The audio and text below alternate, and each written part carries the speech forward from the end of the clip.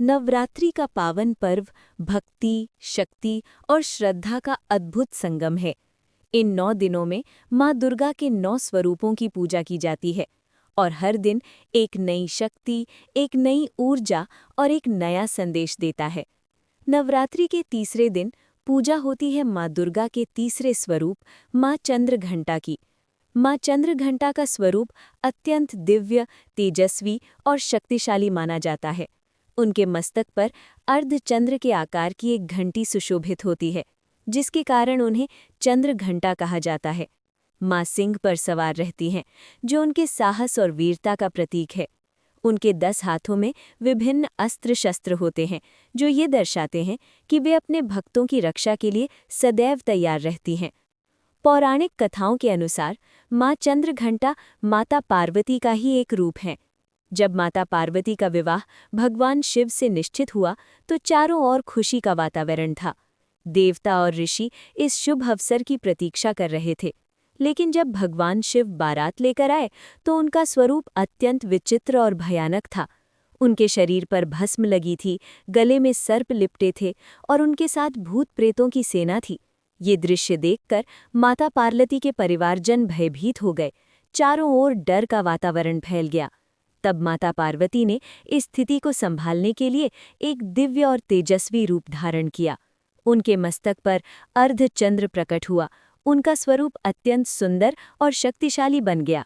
यही रूप माँ चंद्रघंटा का रूप कहलाया।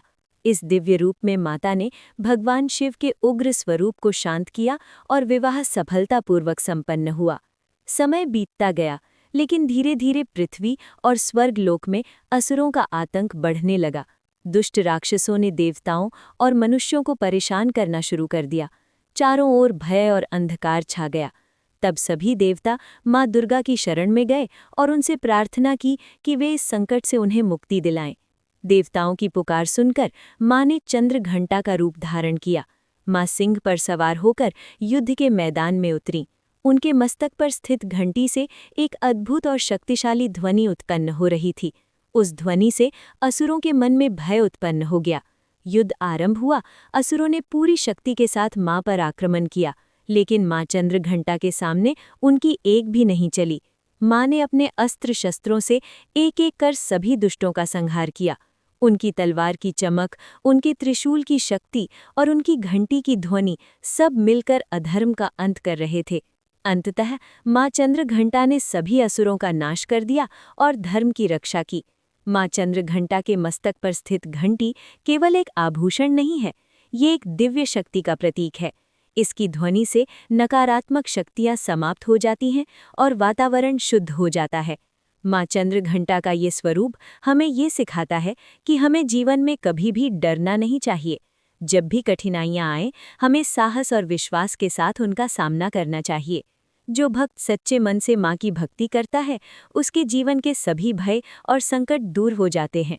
नवरात्रि के तीसरे दिन भक्त माँ चंद्रघंटा की पूजा करते हैं और उनसे साहस, शक्ति और शांति की कामना करते हैं।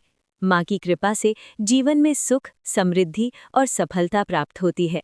आइए हम सब मिलकर माँ चंद्रघंटा से प्रार्थना करें कि वे हमें साहस, शक्ति और आत्मविश्वास प्रदान करें और हमारे जीवन से सभी दुखों को दूर करें।